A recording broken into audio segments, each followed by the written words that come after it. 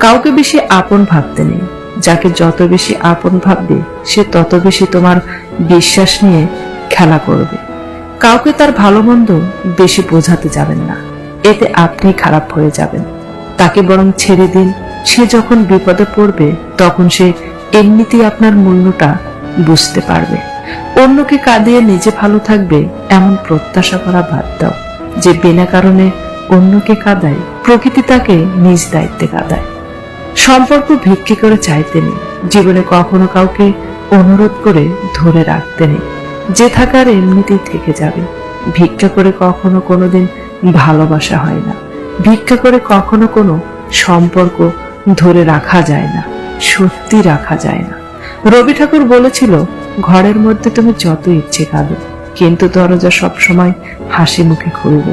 কারণ যদি কেউ দেখে নেয় যে তুমি ভেঙে পড়েছো, তবে সে তোমায় আরো ভেঙে দিয়ে যাবে।